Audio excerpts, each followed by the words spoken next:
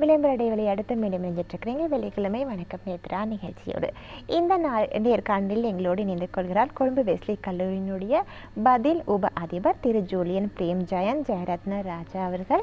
வணக்கம் ஐயா. வணக்கம். நலமா இருக்கிறீங்களா ஐயா? நல்லா இருக்கிறேன். மிக்க மகிழ்ச்சி உங்களை சந்திப்பதில் இன்றைய நேர்காணலிலூடாக. உண்மையிலேயே ஆசிரியர் தொழில் என்பது ரொம்பவுமே கௌரவமான ஒரு தொழில். அதிலும் அந்த தொழிலில் 40 வருட காலங்கள் நீடித்திருப்பது என்பது மிக மிக அருமையான ஒரு விஷயம், பாராட்டப்பட வேண்டிய ஒரு விஷயம். அது சம்பந்தமாக நாங்கள் இன்றைய தினத்தில் நிறைய பேசலாம். அதற்கு முன்னதாக ஐயா, உங்களை பற்றி ஒரு சிறிய அறிமுகத்தை சொல்லுங்கள் ஐயா. நான் ஏற்கனவே உங்களை பதில் உப அதிபர் என்று அறிமுகப்படுத்தி இருந்தேன். இதை தாண்டிய உங்களுடைய ஒரு சிறிய அறிமுகத்தை. நன்றி. இந்த கலையகத்துக்கு என்னை இன்று அழைத்து இவ்வாறான ஒரு நிகழ்ச்சியை நான் நடத்துவதையிட்டு நான் மிகவும் மிக்க மகிழ்ச்சி அடைகின்றேன். மிக முக்கியமாக என்னுடைய வரலாற்றை நாங்கள் அழைக்கிறேன்னு சொன்னால், நான் மட்டக்களப்பிலே இருந்து புனித மிக்கேல் கல்லூரியில் கல்வி கற்று 1984 ஆண்டு ஜூன் மாதம் 1ஆம் தேதி வெஸ்லி கல்லூரியிலே ஒரு ஆசிரியராக, கனிஷ்ட பிரிவின் ஒரு ஆசிரியராக நான் இணைந்து கொண்டேன். ஒரு ஆசிரியராக இணைந்த பின் படிப்படியாக முயற்சி எடுத்து அந்த கனிஷ்ட பிரிவினுடைய பொறுப்பாசிரியராக பொறுப்பேற்றேன் 2006ஆம் ஆண்டில். அதன் பிற்பாடு மிக முக்கியமாக என்னுடைய கடமை உணர்ச்சியும் அந்த பொறுப்பான வேலையை கொண்டு நடத்தினால எனக்கு உண்மையில் பாடசாலையினாலே 2006ஆம் ஆண்டு அந்த பொறுப்பாசிரியர் பதவியை தந்தாங்க. அதன் பிற்பாடு 2013ஆம் ஆண்டு நான் இந்த பாடசாலையினுடைய பதில் உப அதிபராக, அதற்கு முன் 2013ஆம் ஆண்டு கனிஷ்ட பாடசாலையின் பிரதம பொறுப்பாசிரியராக கலந்து கொண்டு, அதன் பிற்பாடு 2014ஆம் ஆண்டு இந்த பதில் உப அதிபராக பொறுப்பேற்று கொண்டேன். மிக முக்கியமாக இந்த பதில் உப அதிபராக இருப்பது மாணவருடைய ஒழுக்க சம்பந்தமான விஷயங்களை கவனிப்பதற்காக. In English we say the disciplinary master incharge. So அந்த பொறுப்பில் தான் இப்போ நான் இருக்கிறேன். வெஸ்லி கல்லூரியினுடைய ஒழுக்கத்தை கவனிப்பதற்காகத்தான் இன்று நான் அந்த பதவியிலே இருக்கின்றேன். மகிழ்ச்சி. அதே போல் நீங்கள் ஏற்கனவே சொல்லியிருந்தீங்க 1984ஆம் ஆண்டிலேயே வெஸ்லி கல்லூரியில் கற்பிக்க ஆரம்பிச்சதாக. நாங்கள் சொல்லும்போது 40 வருடம் ஆசிரியராக இருந்திருக்கிறார் அப்படின்னு சொல்லியிருந்தேன். அதிலும் ஒரே பாடசாலையில் 40 வருடங்கள் நீடித்து இருப்பது அப்படின்றது ரொம்ப பெரிய ஒரு விஷயமாக நான் பார்க்கிறேன். அதே போல் உண்மையிலேயே ஒரு 40 வருட கால தொழில் என்பதை விட இது ஒரு சேவை. 40 வருட கால சேவை என்கிற பொழுது எத்தனை ஆத்ம திருப்தியாக இருக்கிறது ஐயா? நிச்சயமாக ஆத்ம திருப்தின்னு சொன்னால், இந்த 40 வருஷத்தில் நீங்கள் எதை பெற்றுக்கொண்டீங்க, என்னத்தை நீங்கள் அறிஞ்சு கொண்டீங்க. உண்மையில் மாணவர்களுடைய அன்பையும் பெற்றோருடைய ஆசீர்வாதத்தையும் பல அதிபர்களுடைய ஆசீர்வாதத்தையும் பெற்று ஒரு நல்ல நிலையில் இன்றைக்கு நான் இந்த பாடசாலை இருக்கிறேன்னு சொன்னால் என்னுடைய முயற்சி தான் அது காரணம். ஏன்னு சொன்னால், நான் கிட்டத்தட்ட 12 அதிபர்களுக்கு கீழே வேலை செய்திருக்கிறேன். 12 அதிபர்கள். இப்போயும் இருக்கிற அதிபர் மிகவும் ஒரு இளமையான ஒருவர். அவருக்கு கீழே தான் நாங்கள் வேலை செய்து கொண்டிருக்கின்றோம். என்றாலும் மிகவும் திருப்தியான ஒரு முறையில் தான் நான் என்னுடைய கல்லூரியில் படித்து கொண்டிருக்கேன். ஏன்னா இந்த பாடசாலை வெஸ்லி கல்லூரி ஒரு மெதடிஸ்ட் ஸ்கூல். இந்த மெதடிஸ்ட் சபை தான் இந்த பாடசாலை நடத்துகிறாங்க. அப்போ மிகவும் பொறுப்போடும் மரியாதையோடும் அழகான வேலைத்தளத்தோடு தாங்கள் இந்த வேலை செய்யக்குள்ள அந்த மெதடிஸ்ட் அவர்களுக்கு சொந்தமான இடத்துல நாங்கள் எவ்வாறு வேலை செய்ய வேணும் என்றதை மனதில் கொண்டு தான் இந்த ஆசிரியர் தொழிலை நடத்தி கொண்டு இன்னும் ஆசிரியர் தொழிலில் ஈடுபட்டு கொண்டு இருக்கிறேன். அதாவது பொதுவாக சிங்கள மாணவர்களுக்கு தமிழ் கற்பிக்கின்ற ஒரு ஆசிரியராக இருந்து கொண்டிருக்கிறேன். இந்த பதில் அதிபராக இருந்தாலும் கூட அதையும் செய்து கொண்டு தான் இருக்கின்றேன்.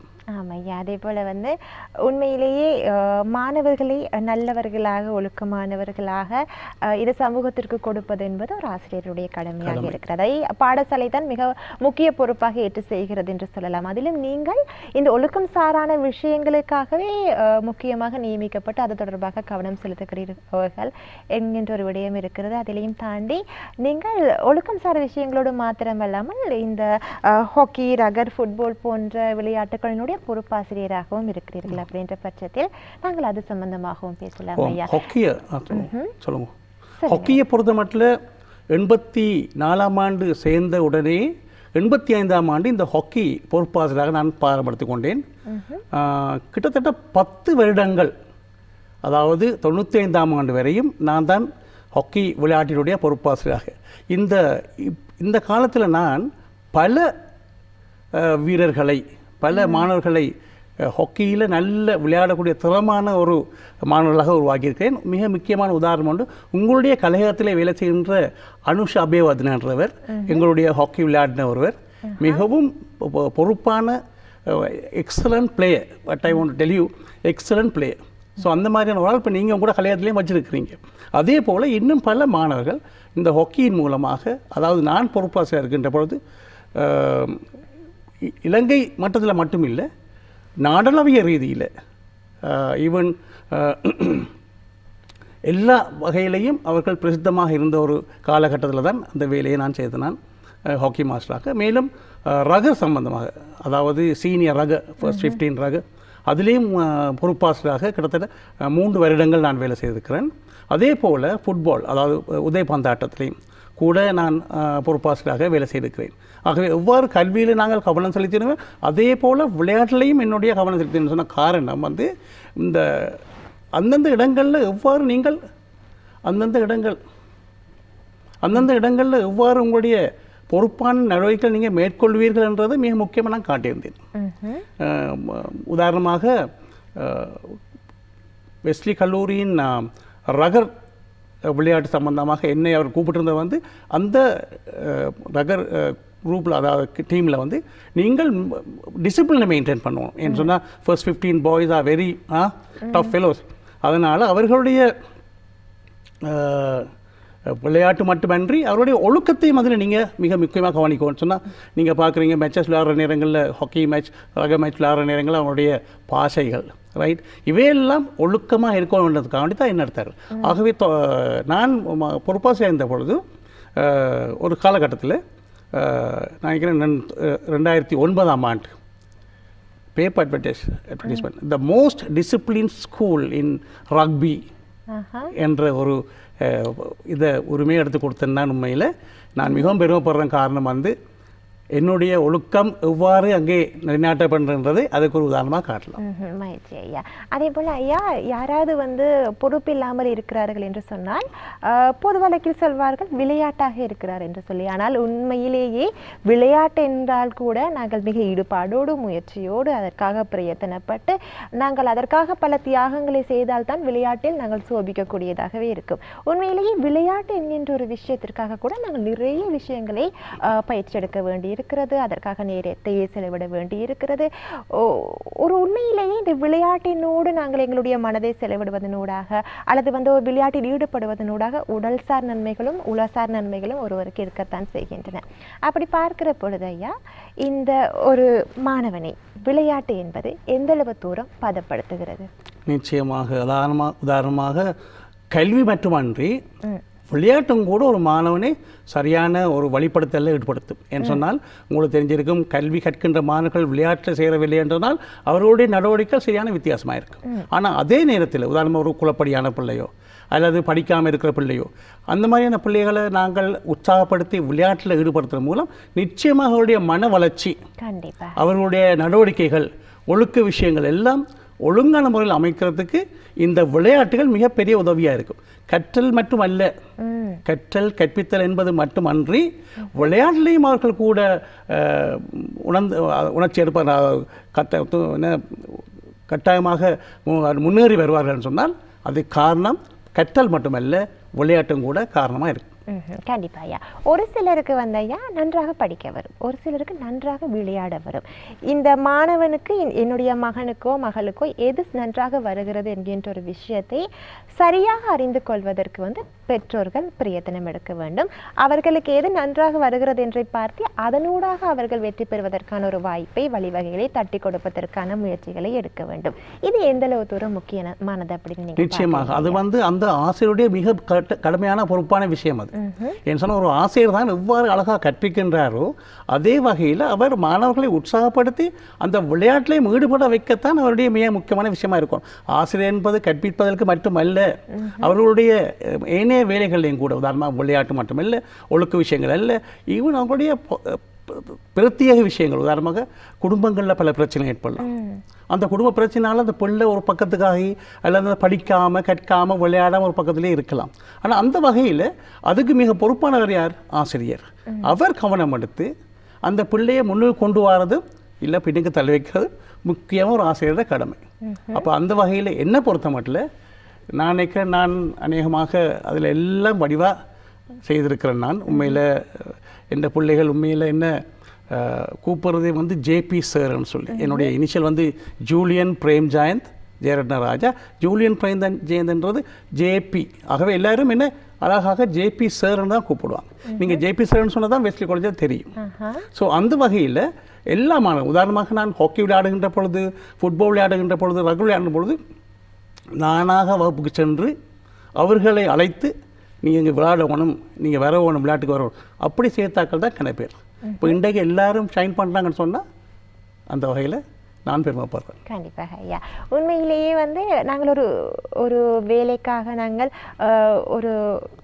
ஒரு விண்ணப்பத்தை அனுப்புகிறோம் என்கின்ற பொழுது கூட அந்த விண்ணப்பத்தில் கூட சுயவிபரத்தில் கூட மேலதிக தகமைகள் என்கின்ற ஒரு விஷயம், எக்ஸ்ட்ரா கரிக்குலர் ஆக்டிவிட்டீஸ் அப்படின்ற ஒரு விஷயம் இருக்கிறது.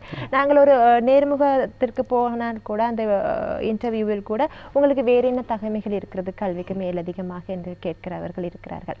அப்படி இருக்கிற பொழுது ஒரு விளையாட்டோடு சேர்ந்து ஒரு மனிதன், ஒரு மாணவன் உருவாகிற பொழுது சமூகத்திற்கு அவன் சென்று சேர்வதற்கான, சமூகத்தோடு இயங்குவதற்கான அந்த ஆளுமை பண்புகளை அது எந்த அளவு தூரம் விருத்தி செய்கிறது? உண்மையில் ஆளுமை பண்புகள் சொல்கின்ற பொழுது கற்றலால் மட்டும் ஏற்படுவதல்ல, உண்மையாக விளையாட்டுகளும் அதுக்கு உதவி செய்கின்றது. ஏன்னு சொன்னால் உதாரணமாக ஒரு சமூகத்தோடு சேர்ந்து வாழுகின்ற பொழுது வாழ்வதற்கு விளையாட்டு மிக முக்கியம். வெற்றி தோல்வியை சரியாக பார்க்க விளையாட்டு தான் தருகிறது. உதாரணமாக அந்த வெற்றி தோல்வியை தாங்கள் சமமாக எடுக்கின்ற பொழுது தான் அவர்கள் சமூகத்துக்கு தங்களுடைய சரியான ஒரு ஆதரவை வழங்க முடியும்னு நான் எதிர்பார்க்குறேன். நான் ஏன்னு சொன்னால் ஐயோ நாங்கள் தோல்வி அடைஞ்சிட்டோமே, அப்போ அதுக்கு இனிமேல் நாங்கள் விளையாட தேவையில்லை, எங்களுக்கு அதெல்லாம் தேவையில்லைன்னு சொல்லி இருக்காமல், இல்லை மேலும் மேலும் நாங்கள் விளையாட வேணும், எங்களுடைய முயற்சியை நாங்கள் இன்னும் இன்னும் உருவாக்க வேணும் என்று சொல்லி அந்த உற்சாகத்தோடு விளையாடுகின்ற பொழுது, கற்கின்ற பொழுது நிச்சயமாக சமூகத்தோடு ஒத்து வாழக்கூடிய சந்தர்ப்பத்தை அந்த ஆளுமையை அவர்கள் பெற்றுக்கொள்வார்கள். கண்டிப்பாக ஐயா. இந்த மாதம் 1ஆம் தேதி தான் தங்களுடைய ஆசிரியர் சேவையினுடைய 40 வருடம் பூர்த்தியாகி இருக்கிறது ஐயா. அப்படி பார்க்கிற பொழுது நிறைய மாணவர்களை நீங்கள் உருவாக்கி இருப்பீர்கள். 40 வருட காலம் என்கின்ற பொழுது நீங்கள் ஆரம்ப காலத்தில் கற்பித்தவர்கள் எல்லாம் இப்பொழுது பெரிய பெரிய நிலைமைகளில் எல்லாம் இருப்பார்கள். எத்தனை மாணவர்களை சந்திக்கிறீர்கள்? எவ்வளவு தூரம் சந்தோஷமாக இருக்கிறது? அந்த மாணவர்களுக்கும் உங்களுக்குமான உறவு எப்படி இருக்கிறது ஐயா? அது வந்து மிகவும் விரிந்த கதை. ஏன்னு சொன்னால் கடந்த 40 வருடங்களாக நான் கற்பித்த மாணவர்கள், விளையாட்டில் சேர்த்து கொண்ட மாணவர்கள், அதாவது என்னோடு சேர்ந்து அதை விட உதாரணமாக பழைய மாணவர்கள் எத்தனையோ பேர் பலவிதமான பெரிய பெரிய உத்தியோகங்கள் இருக்கிறார்கள். உதாரணமாக ஆர்மி ஃபோர்ஸஸ் எடுத்துக்கொண்டால் அதிலே பெரியவர்கள் எல்லாம் இருக்கிறார்கள். ஏர் ஃபோர்ஸ் எடுத்துக்கொண்டு சொன்னால் அதிலேயும் பெரியவர்கள் இருக்கிறார்கள். நேவி எடுத்துக்கொண்டு சொன்னால் அதிலேயும் பெரியவர்கள் இருக்கிறார்கள். அதே போல் பல பல கம்பெனிகளில் கூட எங்களுடைய மாணவர்கள் மிகவும், ஏன்னு சொன்னால் வெஸ்லி கல்லூரி வந்து மிகவும் சொல்லப்போனால் அது பிரபல்யமான ஒரு ஒழுக்க கட்டுப்பாடோடு வாழ்கின்ற ஒரு பாடசாலை. அது நான் வந்தா பிறகு இல்லை, அதுக்கு முதல் இருந்து கூட மிகவும் ஒழுக்கத்தை கடைப்பிடிச்சேன்னு சொன்னால் அங்கே 3 மீடியம் இருக்குது. Tamil medium, English medium, Sinhala medium. இந்த 3 மாணவர்களும் வித்தியாசமான பாஷைகளை பேசுபவர்களாக இருந்தாலும், வித்தியாசமான சமயங்களை கொண்டவர்களாக இருந்தாலும் எல்லோரும் ஒற்றுமையாக ஒன்றாக இன்றைக்கு நாட்டுக்கு மிக முக்கிய உதாரணமான பாடசாலை தான் வெஸ்லி கல்லூரி. ஏன்னு சொன்னால் இந்த வெஸ்லி கல்லூரியில் கற்கின்ற சகல மாணவர்களும் மிகவும் அன்போடும் ஆதரவோடும் சமூகத்தில் எப்படி நாங்கள் போனால் முகம் கொடுக்கோன்றதை வெஸ்லி கல்லூரி ஒரு முக்கிய பாடசாலையாக இருக்கிறது. எனக்கான காரணம் இதுதான் நான் கண்டது. 40 வருஷத்தில் நான் கண்டது இந்த மாதிரி ஒரு பாடசாலையை நான் கற்பிக்கிறதுக்கு நான் உண்மையில கொடுத்து வச்சிருக்கோம். ஏன்னு சொன்னால் நான் கற்றது வந்து மட்டக்களப்பு புனித மிக்கேல் கல்லூரியில், இப்போ நான் வெஸ்லி கல்லூரியில் இருக்கிறேன். ஏன்னா மிக்கேல் கல்லூரியில் 13 வருடங்கள் நான் இருந்தேன், ஆனால் வெஸ்லி கல்லூரியில் 40 வருடங்கள் இருக்கின்றேன். ஆகவே என்னுடைய அனுபவத்தினுடன் நான் சொல்லலாம், மிக முக்கியமாக மாணவர்கள் மிகவும் ஒழுக்கமானவர்கள். நீங்கள் அதை அந்த வித்தியாசம் பார்க்கல, எல்லா ஸ்கூலோடையும் போய் பார்க்கக்குள்ள வெஸ்லி கல்லூரியினுடைய ஒழுக்கம் எப்படி இருக்குன்னு சொல்லி மிக திலக்கமாக விளங்கும் எல்லாருக்கும். அதே போல் பெற்றோருடைய ஒத்துழைப்பு, அதே போல் பழைய மாணவருடைய ஒத்துழைப்பு எல்லாம் எங்களுடைய பாடசாலைக்கு சரியான முறையில் சரியான நேரத்தில் வழங்கப்படுறதுக்கு நான் மிக சந்தோஷப்படுறேன். இந்த மாதிரி ஒரு பாடசாலையில் எனக்கு கற்பிக்கிறதுக்கு இல்லை இந்த உயர் பதவியில் இருக்கிறதுக்கு எனக்கு ஒரு சந்தர்ப்பத்தை கொடுத்த கடவுளுக்கு நான் உண்மையில் என்ன சொல்கிறேன். இனிமேலும் இந்த பாடசாலை மிக மிக உயர்ச்சி அடைய வேணும், வளர்ச்சி அடைய வேணும், பெற்றோர்கள் அதுக்குரிய ஒத்துழைப்பை வழங்க வேணும். அதே போல் மாணவர்கள் நன்றாக கற்று நல்ல ஒரு திறமை உள்ள ஒரு ஜென்டில்மன்னாக, அதாவது பாடசாலை விட்டு வெளியில் போன்ற பொழுது they must go as a good gentleman. So that is அதான் இந்த ஸ்கூலுடைய மிக முக்கியமான நோக்கம். சொந்த நோக்கம் கட்டாயம் நிறைவேறும் என்று நான் எதிர்பார்க்கிறேன். ஐயா, அதே போல் 40 வருடங்கள் நீங்கள் வந்து ஆசிரியர் சேவையில் ஈடுபட்டு இருக்கிறீங்க அப்படின்றதுனால எனக்கு இந்த ஒரு கேள்வி கேட்கணும் அப்படின்னு ரொம்ப ஆசையாக இருக்கிறது. என்றால் 40 வருடம் என்பது ஒரு 2 தலைமுறைகளை கண்டு விடுவதற்கு போதுமான காலம் இல்லையா? 1984 இப்பொழுது 2024 வரையில் பலவிதமான மாணவர்களை நீங்கள் கண்டிருப்பீர்கள். 4 தசாப்தங்களில் ஊடாக கடந்து வந்திருக்கிற பொழுது அந்த காலத்தில் ஆசிரியருக்கும் மாணவர்களுக்குமான இடையில் இருந்த அந்த உறவு எப்படி இருந்தது? இந்த காலத்தில் ஆசிரியர்களுக்கும் மாணவர்களுக்கும் இருக்கக்கூடிய அந்த உறவு எப்படி இருக்கிறது ஐயா? நிச்சயமாக சரியான மாற்றங்கள் ஏற்பட்டிருக்கிறது. முதலிருந்த அந்த ஒற்றுமை, முதலிருந்த மரியாதை, முதலிருந்த கௌரவம் எல்லாம் இப்போ படிப்படியாக குறைஞ்சு கொண்டு போகிறது தான் காணலாம். ஏன்னு சொன்னால் அது நாங்கள் மாணவர்களை போல சொல்ல முடியாது. இந்த வாழ்நாள் சூழ்நிலைகள், உதாரணமாக சொன்ன இந்த கொரோனா வந்த பிறகு உதாரணமாக மாணவர்கள் கனகாலமாக பாடசாலைக்கு வராமல் வீட்டிலே இருந்தார்கள்.